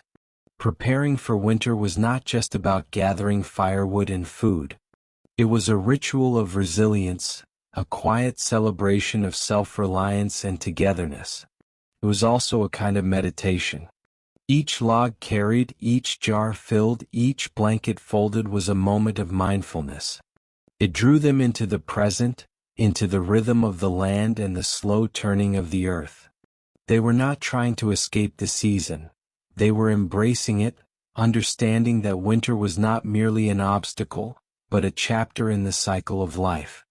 And just as trees shed their leaves to conserve energy, they too were learning to slow down, to conserve, to prepare for the stillness that would soon envelope the world around them. In that stillness, there would be moments of deep rest, of storytelling, of long evenings spent beside the fire with books and warm drinks.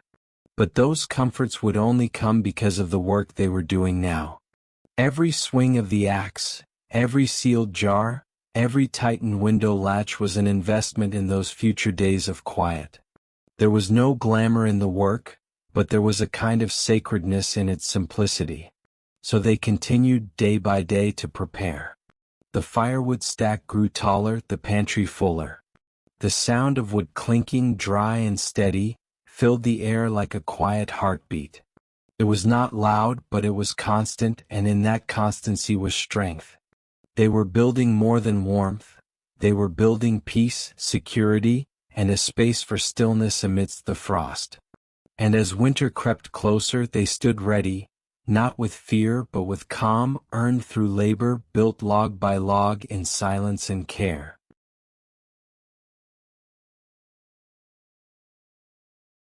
Throughout the day, various tools and household items had been used. Wooden buckets for drawing water, iron pots for cooking, simple farming implements, woven baskets for carrying goods, and earthenware jars for storing grains or liquids. As evening approached, it became a daily ritual in the village to carry these items to the communal water source, either a gently flowing stream or the village well. The path to the water had been worn smooth by the countless footsteps over the years, a testament to the continuity of life and labor in the medieval countryside. At the stream, the water flowed over smooth stones, its coolness a welcome contrast to the heat and toil of the day. The sound of water trickling and splashing created a soothing background melody, a natural rhythm that seemed to wash away not just dirt but fatigue. Villagers, mostly women and children, worked side by side, scrubbing pots and rinsing clothes, their hands moving skillfully and deliberately. The occasional laughter or soft conversation mixed with the bubbling current, creating a moment of calm after the laborious hours under the sun. The act of cleaning was not merely a chore but a symbolic cleansing of the day's efforts. The flowing water carried away the physical traces of labor, the soot from the cooking fire, the mud from the fields, the dust from the roads. With each rinse and scrub, the villagers seemed to renew not only their possessions but also their spirits. These moments at the stream were deeply ingrained in the rhythm of rural life, offering a pause to reflect, connect, and prepare for the quiet of night. As twilight deepened, the last rays of sunlight filtered through the treetops, casting long golden shadows on the earth.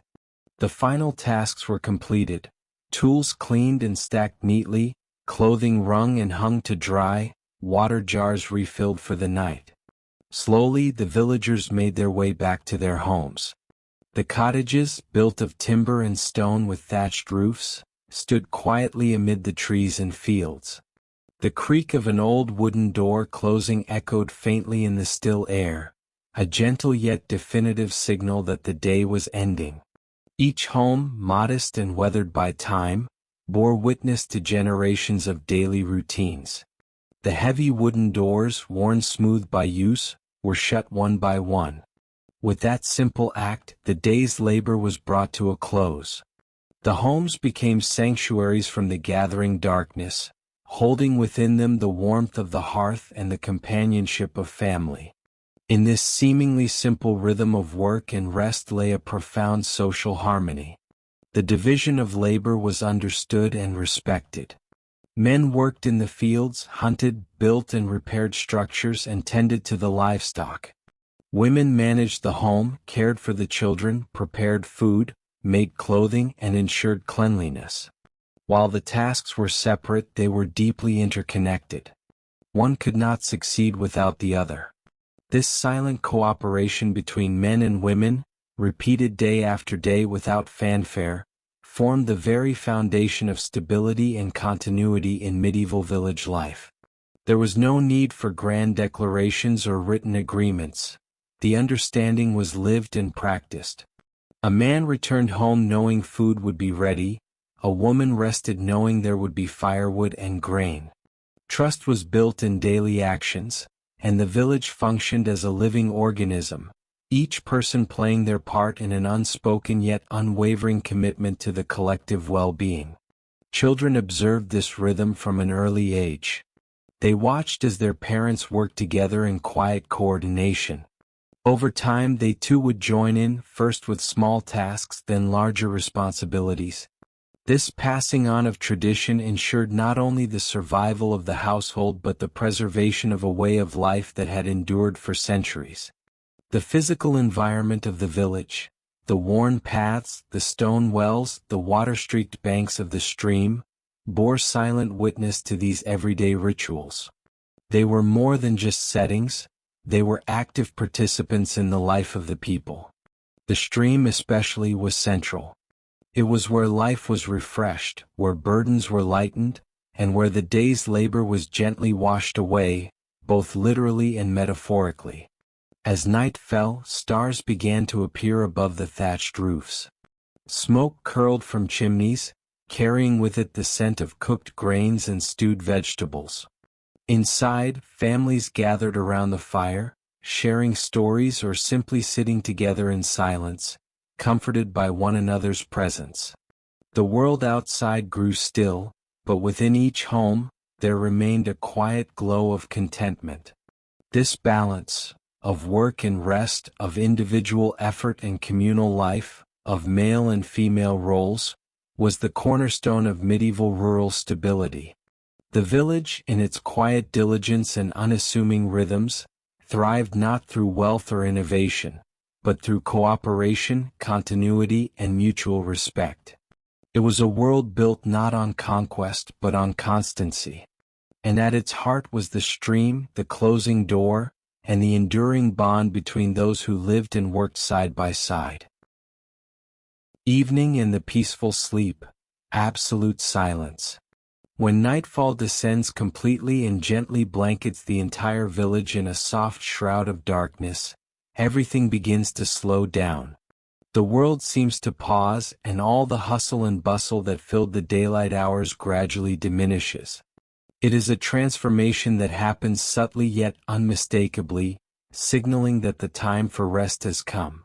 The once busy streets, filled with footsteps and conversations, now stand deserted, echoing only the soft whisper of the evening breeze moving gently through the trees. Above, the night sky unveils its quiet majesty. Without the interference of artificial lights or the noise of city life, the sky becomes a vast canvas painted with countless stars, each one twinkling as if whispering ancient lullabies. The moon, round and full, glows with a gentle silvery light, casting long shadows and bathing the village in a calming luminescence. This soft moonlight reflects off rooftops, glistens on the surface of still water in wells and ponds, and creeps gently through the branches of old trees, turning the landscape into a dreamlike realm. Inside the homes scattered across the village, a warm and serene atmosphere takes over. Families gather together for the final moments of the day.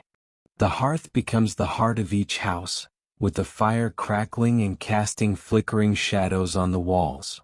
The aroma of a late supper, perhaps a simple soup or freshly baked bread, still lingers in the air, mixing with the scent of wood smoke. It is a comforting smell, one that evokes security, tradition, and the simple pleasures of life. Children, after a long day of play and learning, begin to yawn and rub their sleepy eyes. Their laughter, once loud and exuberant, now fades into quiet murmurs and giggles under thick blankets. Parents tuck them into bed, whispering gentle good nights, often accompanied by a lullaby or a bedtime story passed down through generations. These rituals, repeated night after night, become a fabric of comfort that weaves through every home. As the hour grows later, even the soft conversations among the adults start to fade. The flicker of candlelight dims. One by one, the lights in the houses go out, until the village lies in darkness, lit only by the moon and stars. The silence becomes more profound, more enveloping. It's not just the absence of sound, it's a presence in itself. A thick, gentle silence that settles over everything, protecting it like a blanket of peace. In this stillness, the world feels safe. The worries and concerns of the day are gently put to rest. People surrender to sleep, their breathing steady and calm, their dreams weaving stories of past and future. Some dream of their youth, of days under the sun, while others find comfort in visions of loved ones and hopes yet to come. Sleep arrives like a quiet tide, washing away fatigue and filling each soul with renewed energy. Outside, nature too respects the silence. The animals of the day have long retreated to their dens, nests, and burrows. Occasionally, the soft hoot of an owl or the rustle of leaves reminds one that the night has its own quiet life. But even these sounds feel like part of the silence rather than an interruption of it. The frogs may croak gently near ponds and a breeze might stir the leaves, but all of it blends into the gentle lull of the night. This complete silence is more than just the lack of noise, it is a spiritual quiet, a sense of connection to something vast and eternal. In these moments, when all the world seems to pause, one can hear the rhythm of their own heartbeat, feel the weight of their own breath. It is a rare and beautiful thing in our often noisy and rushed lives. This silence encourages reflection, gratitude, and presence. It invites peace not only around us but within us. As the village sleeps, time seems to slow.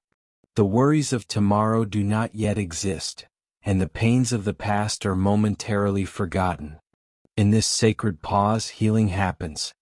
Bodies rest, minds clear, and hearts ease into a state of calm. It is during these hours of deep night that the soul finds its sanctuary. The silence of the village becomes a cradle, gently rocking every living being into a deeper connection with themselves and with the world around them. And so the night goes on, slowly and quietly, until the first light of dawn begins to color the sky in soft pastels. The spell of the night gently lifts, the silence slowly breaks, and a new day begins. But for a few more moments as the village lies in peaceful slumber, that complete and beautiful silence, the absolute stillness of the night, remains, a precious gift that allows the cycle of life to begin anew, refreshed and at peace.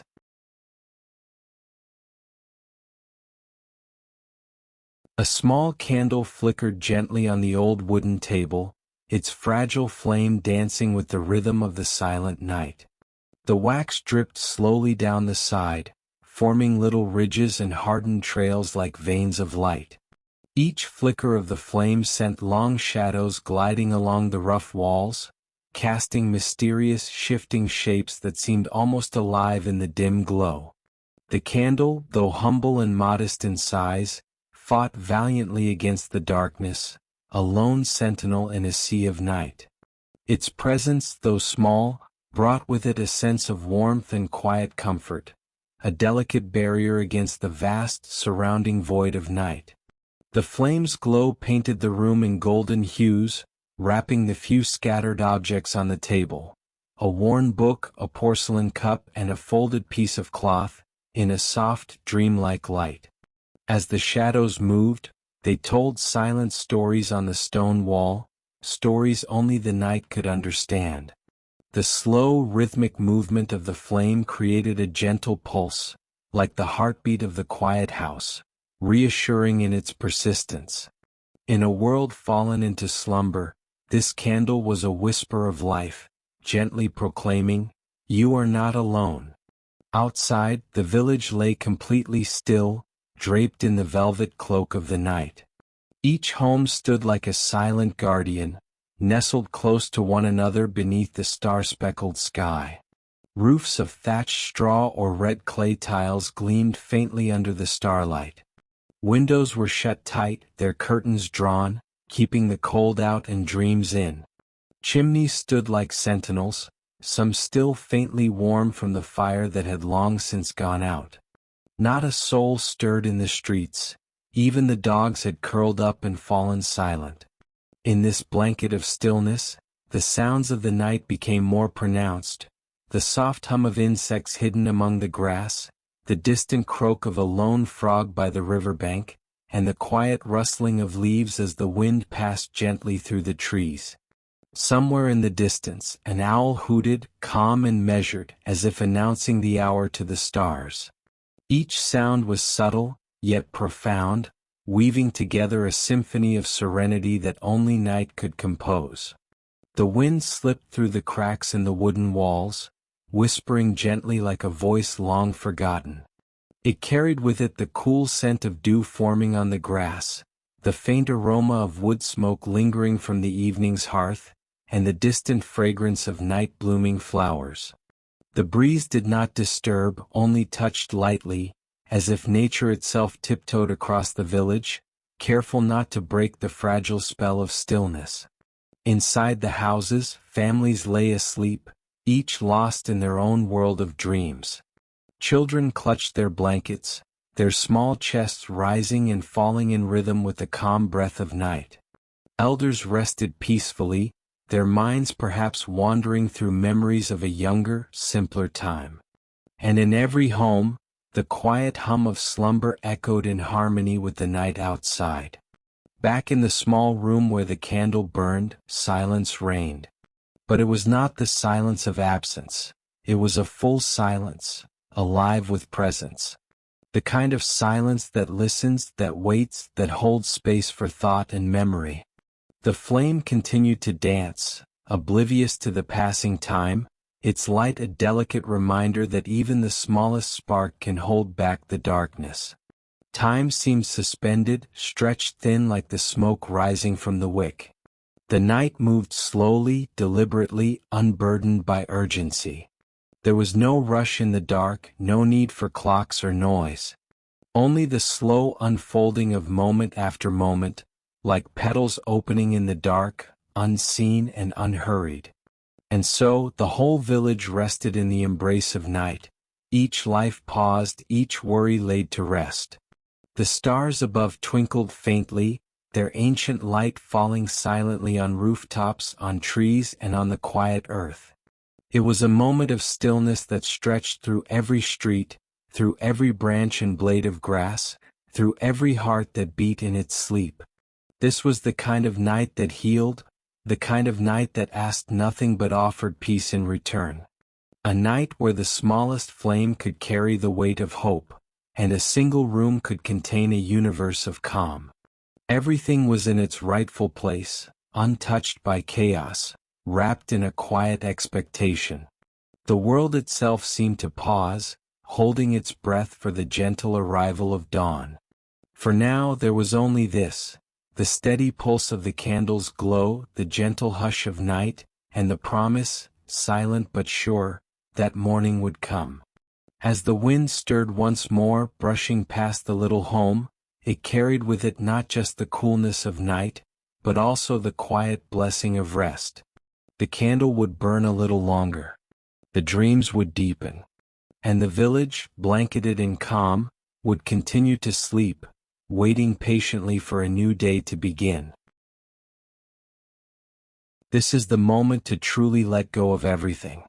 The day, with all its noise, movement, responsibilities, and worries, is now behind you. There is nothing more to be done, no tasks left to accomplish tonight.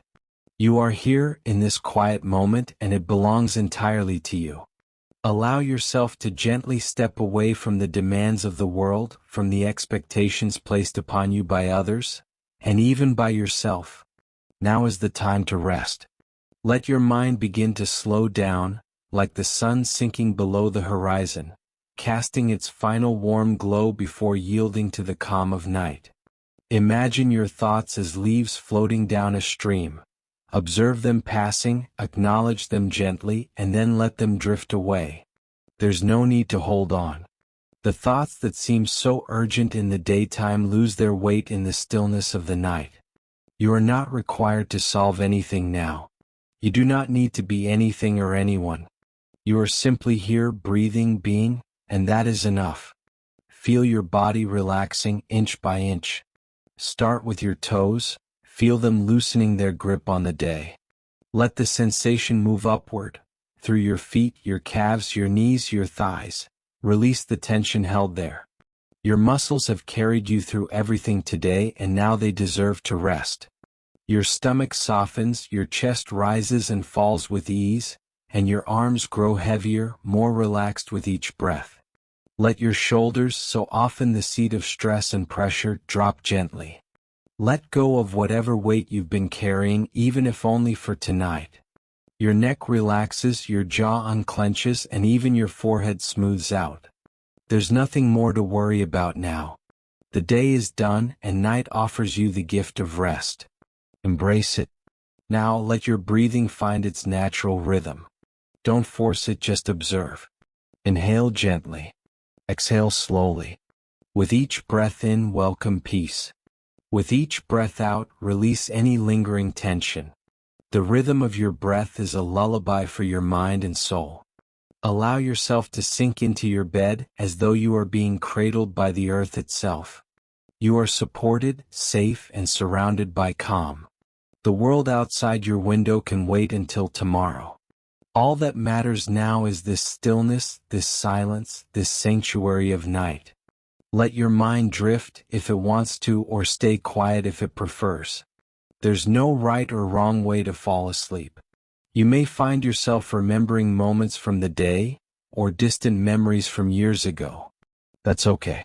Let them pass through you like clouds across the moonlit sky.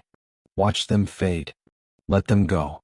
This is a sacred space, a sacred time, for you and only you. A time when the soul recharges, when the body heals, and when the mind resets. Sleep is not just rest. It is renewal. It is the gentle hand that wipes away the strain of the day. It is the whisper that says, "You've done enough. You are enough. You have earned this peace. You deserve this deep, nourishing rest." You are allowed to rest fully and deeply, without guilt, without fear, without hesitation. Sleep is not a luxury, it is a necessity and a gift. Tonight, may your dreams be gentle. May they take you to places filled with light and softness, places where you feel free, at ease, and deeply loved. Perhaps you'll walk through a peaceful forest, hear the rustling leaves, and feel the cool air against your skin. Maybe you'll find yourself floating among the stars, weightless and serene, gazing down at the sleeping earth. Or perhaps you'll simply drift through the quiet hum of nothingness, a pure, restful void where healing can begin. Whatever your dreams bring, know that they are yours to explore without fear. You are safe here. You are held. You are cherished. All the worries, plans, and concerns that tug at your attention during the day have no place here. They can wait. You can return to them tomorrow, refreshed, stronger, and more centered. But tonight, your only task is to rest. Everything else can wait. Let the silence deepen. Let the darkness wrap around you like a soft blanket. Let yourself be lulled by the quiet pulse of the universe, the rhythm of your own heart, the softness of your breath. Time slows down now. The world grows distant. You are sinking into a peaceful place beyond thought, beyond noise, beyond effort. Tonight is a new beginning. Even as the day ends, a quiet kind of renewal is happening within you. With every hour of sleep, your body will heal a little more, your mind will become clearer, and your spirit will regain its strength. This is not the end of something, but the quiet preparation for what is to come. So close your eyes and surrender to the quiet. Trust in the process of rest. Trust that you are being cared for even when you sleep. The universe is still turning and all is as it should be. Good night. Sleep well. And when the morning comes, may you awaken refreshed, calm, and ready.